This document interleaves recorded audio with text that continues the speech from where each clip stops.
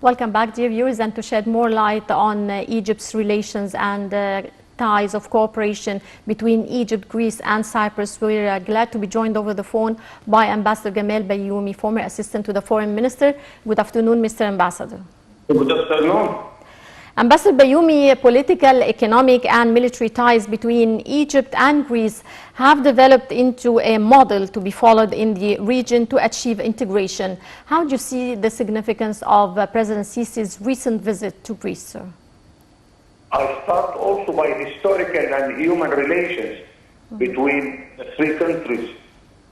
We do not forget Alexandria and Alexander the Great. We do not forget that during the time of Muhammad Ali Pasha, we own one of the Greek islands, and we still own it. It belongs to our Ministry of Waqf. Yes. We still have the palace of the mother of our Muhammad Ali Pasha, and still there we own it. But let us talk about the recent relations, of course, that the umbrella is our agreement, the association agreement with Europe, with the EU, with 27 countries, including, of course, Greece and Cyprus.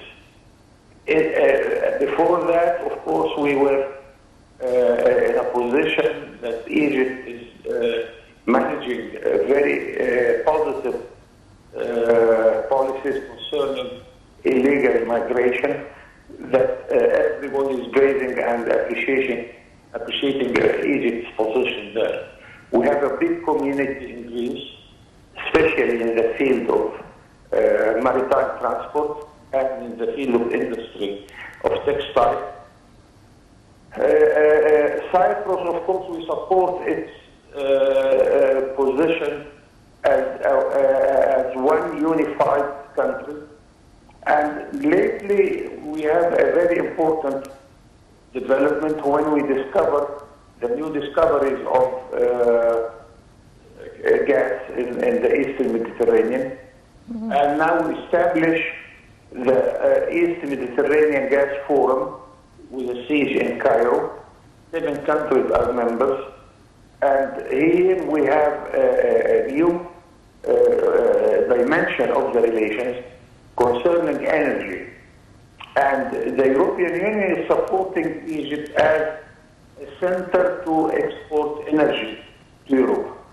Here we come with a cable between Egypt and Greece, and between Egypt and Cyprus, to transfer our electric power to the 2 countries, and from there we can, of course, supply other European countries with energy. Yes. The trade is free, no trade barriers at all, no custom duties.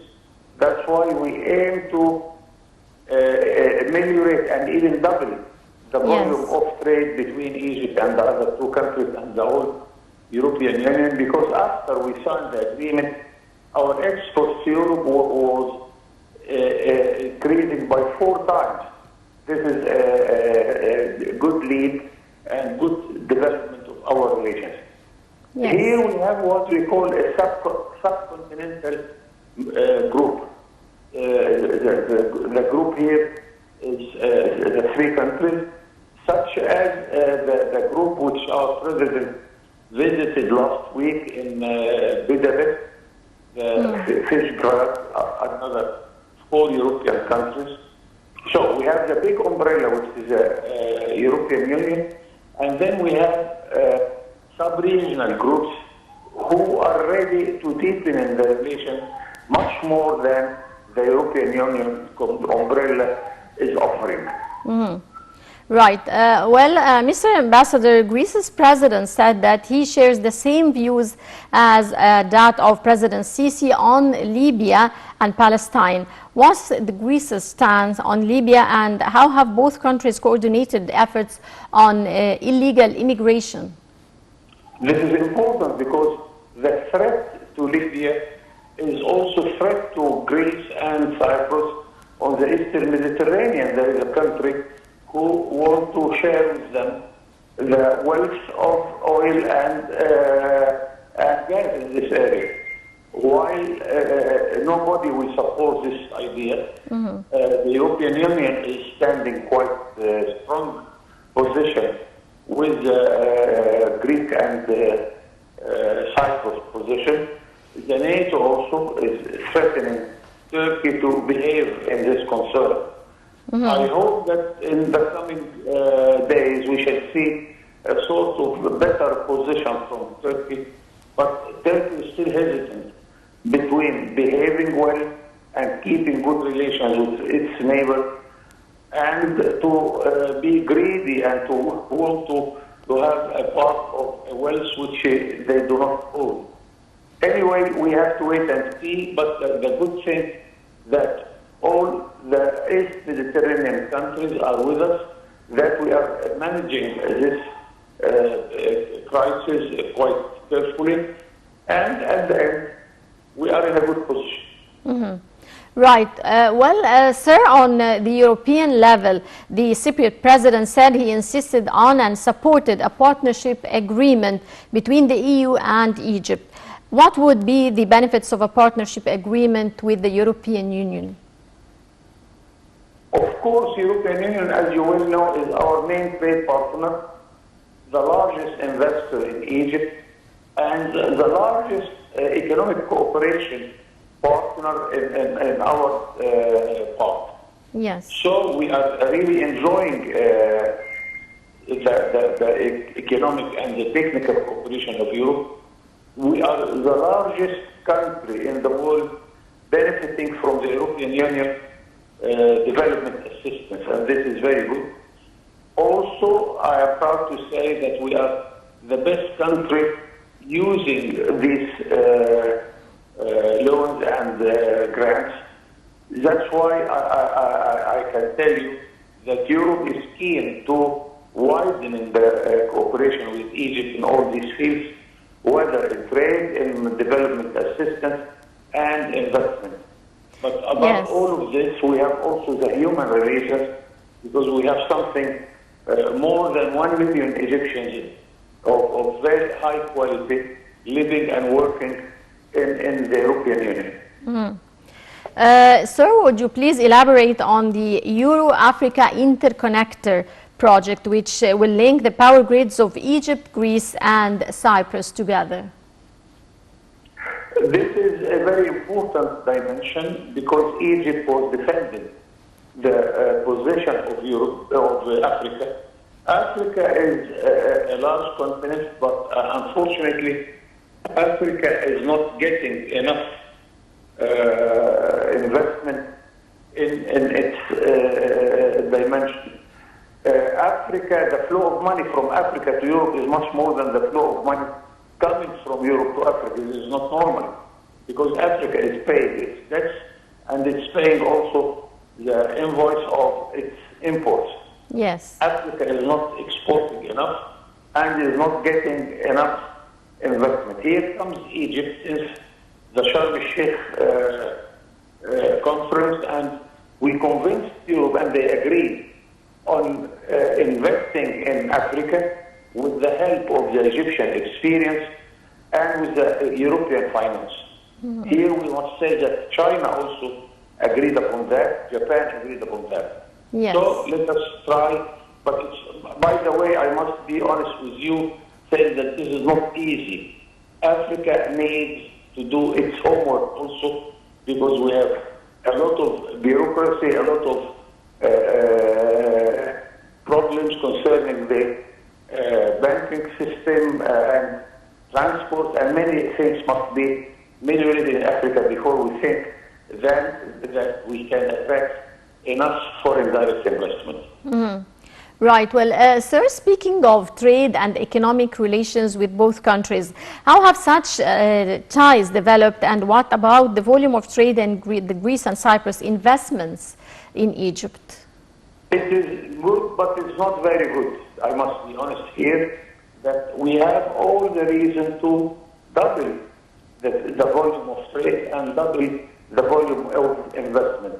Here it is our duty also to do our homework in order to attract much more investors coming from the two countries, and this is our duty, of course, to facilitate and to make the time to spend in order to start your business in Egypt a little bit less than we are doing now. Yes. Bureaucracy still has to be visited.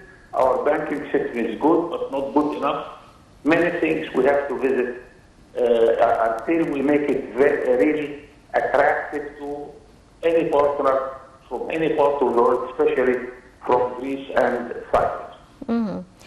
So what's the strategic importance of hosting regular meetings for the East Mediterranean Forum that groups Egypt, Cyprus and Greece?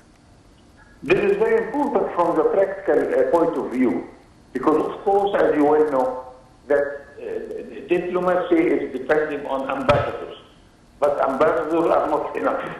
If we had what we call the summit diplomacy, the airports diplomacy, where the presidents are meeting, and as you will see on the screen, that behind every one of them, 4 or 5 ministers, then very important and decisions can be taken at once. So these meetings is a sort of to tell us that everything is going well, and I do not think that our president would waste his time to go to such a level of meeting 9 times now, unless we have good results. And of course, we have good results from those meetings because it is the presidential level. Yes. Well, sir, President Sisi and the leaders of Greece and Cyprus discussed the latest Turkish movements in the Mediterranean. How would a committee like this one rally support against the Turkish provocations? We are watching quite well what Turkey is doing, especially in Libya.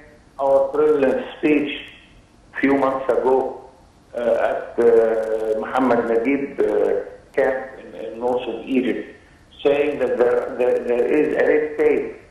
Don't cross the red tape coming towards our western border with Libya.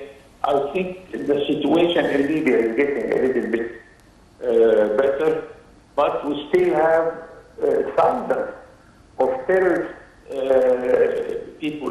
Still, Turkey put them there. Some